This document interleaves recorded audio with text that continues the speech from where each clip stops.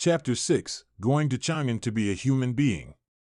Early in the morning, the master and servant woke up, through the dimly lit morning light began to organize their luggage, occasional arguments, more often than not, silence. Ning in the earth wall outside the house dug half a day, pulled out a long bag, take out the bag of bows and arrows, carefully check half a day, to confirm that there is no problem, handed out, sang on the side to take stuffed into the large package made of cotton, and from under the fence took out the 3-sheath knife with some rust. Ning took over the heart of a few times to wipe, and faced the sunrise to see the mouth of the blade, nodded and then, with the Hajuan grass rope tightly fastened on the back, he took out a black umbrella from behind the door and tied it tightly to Sangsang's back with the last of the remaining Hajuan grass rope. This black umbrella didn't know what kind of material it was made of, but it always felt like it was covered in a layer of black oil and dirt, and wasn't reflective, and appeared to be a bit thick and heavy. And this umbrella can be seen to be very large, even if it is tightened up and tied tightly back on Sangsang's thin and short body. It is actually close to dropping to the ground. The preparations for the long trip done, Ning and Sangsang stepped over the tattered fence wall one after the other, both of them simultaneously glancing back at the tiny green stone paddock and the tiny broken grass hut. Sangsang tilted her head up to look at his jaw and asked, "Young master, do you want to lock the door?"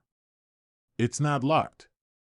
Ning was slightly silent and said, "In the future, perhaps it will be difficult for us to return." Wrapped iron wooden wheels crushed the wet, soft mud, and the nobleman's caravan slowly departed, heading out of Weicheng. The 5 soft rope carriages in the front and back were very capable of attracting people's attention at any time of the year on the border. There were indeed many send-offs coming along the roadside today as well, but the focus of their concern wasn't this nobleman's caravan, but rather the teenager and the little mate sitting in the first carriage, with hard-boiled eggs being handed over from time to time, and every now and then a large woman with black and red cheeks wiping her eyes with a dirty handkerchief and crying about something. "Ning Jiao, you unethical bastard, my distant nephew is so nice. You refused to let Sangsang marry him. Now it's good that you want such a girl to follow you to those places that eat people and don't spit out bones. I'm telling you, you have to keep an eye on my Sangsang." Sitting on the carriage, Ning's face was extremely ugly as he replied, "Auntie, you started proposing marriage when Sangsang was only 8 years old, so how can this not work?"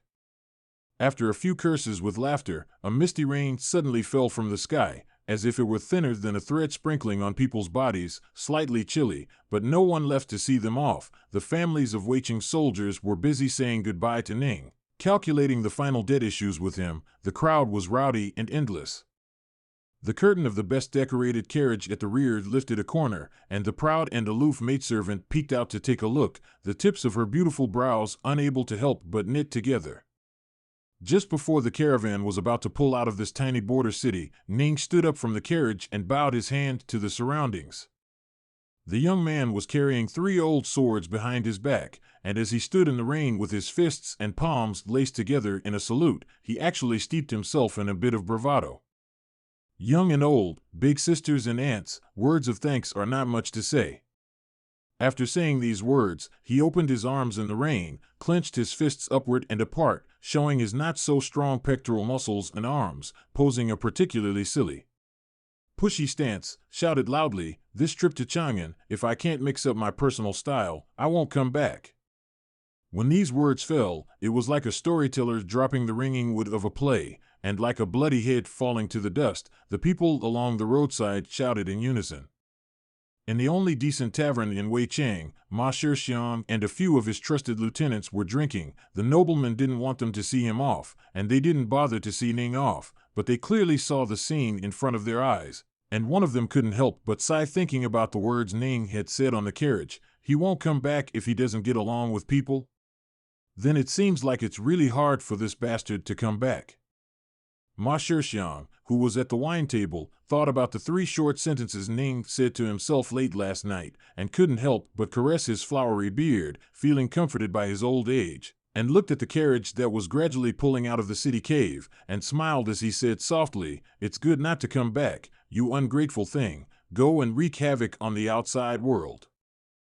far away from Wei Chang, naturally also far from the grassland, is plagued by barbarian tribes, and the new single "You Spring Drought" did not affect here. The spring wind green branches and grass leaves and then stained the wheels and hooves, sometimes caused a few butterflies chasing not rest.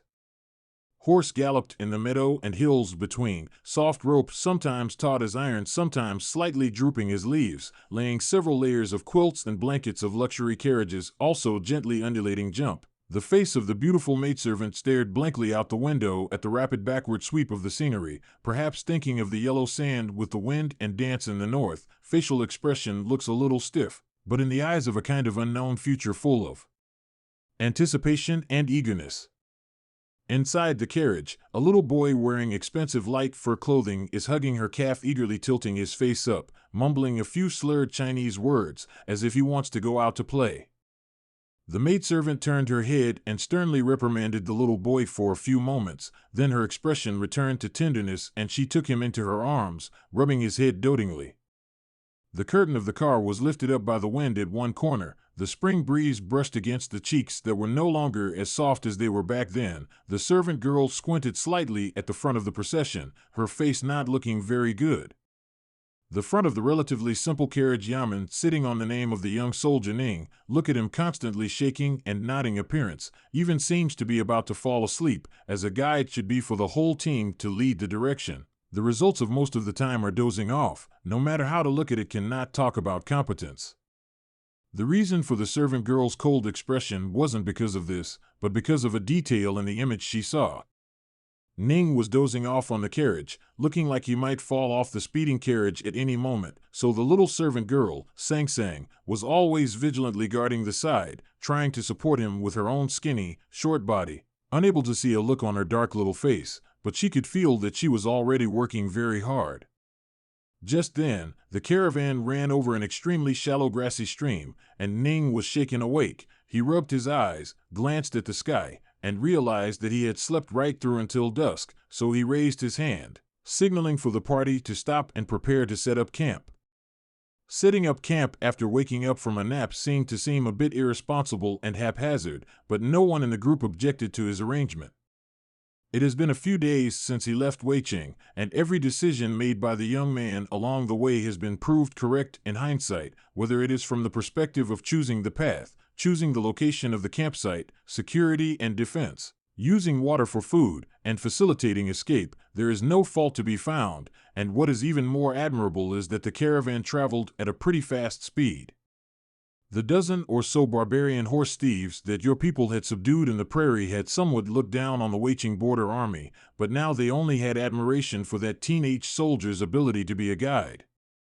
On the banks of the stream, people were digging in silence to build stoves and collect firewood to boil water, and the servant girl stepped out of the precious carriage that was under heavy protection, looking at Ning, who was not far away lying comfortably on the grass rubbing his stomach in preparation for shabu-shabu like an outing, and looking at the small, dark and thin servant girl who was struggling to fetch water and set up a pot to collect firewood, her brows frowning more and more deeply. A nearby, powerful guard stood up and glanced at her, and she shook her head, signaling that there was no need to follow, and walked along the banks of the stream through the cooking smoke.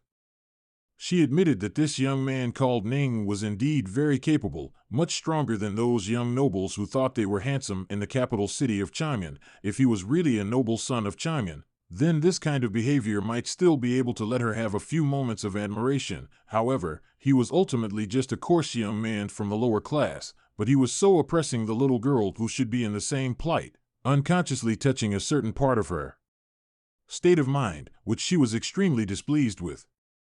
Walking over to the little maid Sang Sang not far away, the servant girl smiled gently at her, signaling the other party to put down the heavy firewood in her hands and talk to herself. Sang Sang glanced toward Ning and waited until he nodded before walking over.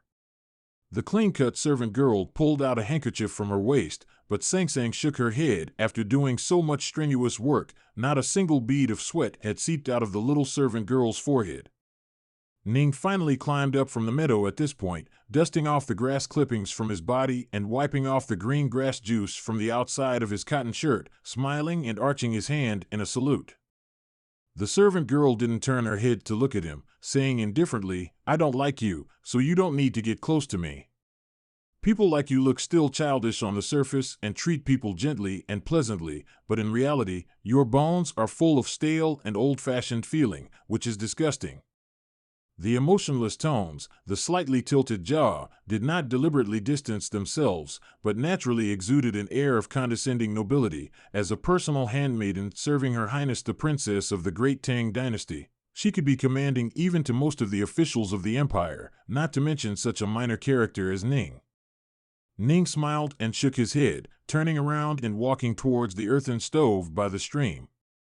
He only had one small servant girl, the nobleman had countless maidservants, and the only small servant girl had been dragged away by one of the nobleman's countless maidservants to gossip, while the nobleman had other subordinates to serve him. He had no choice but to go and do the work himself by burning the firewood and boiling the water for the meal. Perhaps it was the reason that too much wind and sand on the border had made his face thick. He could not see any hint of embarrassment at all in his smile. When the sun was about to set, Sang Sang walked back with a large pile of dried milk and other snacks. Ning was painfully gawking at the bowl of burnt meat porridge, and when he saw it, he nonchalantly took it over, then desperately stuffed it into his mouth, asking vaguely, "How is it that she likes to make small talk with you so much? Also, don't think about I have not eaten a serious meal for a few days." This kind of cheap sympathy of noble people, sometimes used really not the place. Look at her smile, like a wolf grandmother who wants to eat a little girl, thinking that she is gentle and decent, more fake than the adulterated wine sold in the tavern in Weicheng. She's nice. Sang Sang picked up the battered porridge beside him, lifting the curtain and preparing to leave to redo it, but was shouted back by him. "What have you all talked about these past few days?" Ning asked. Sang Sang knitted the tips of her thin brows, and after a very hard time recalling for a very long time, she replied, "It seems. You know I'm not much of a talker." Most of the time she was talking about things on the grasslands, but I've also forgotten exactly what she said about what. Hearing these words, Ning's mood instantly became much better, gently humming a little tune and chewing on the excellent-tasting dried milk as he said, "If you're approached to talk again in the future, remember to charge her, or it's not bad to get some more of this dried milk back."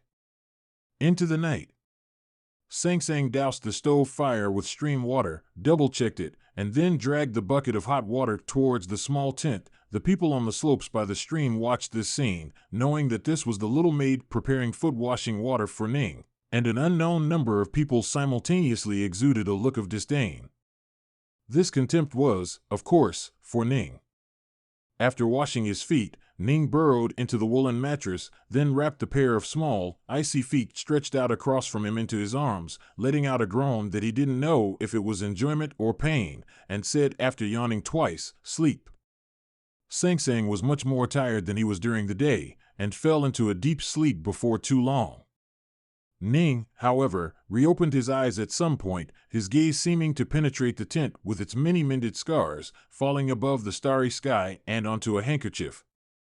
Recalling the gold-rimmed handkerchief that the servant girl had pulled out, he knew that his guess had been right, but he just didn't know what use he could have made of it even if he had guessed it.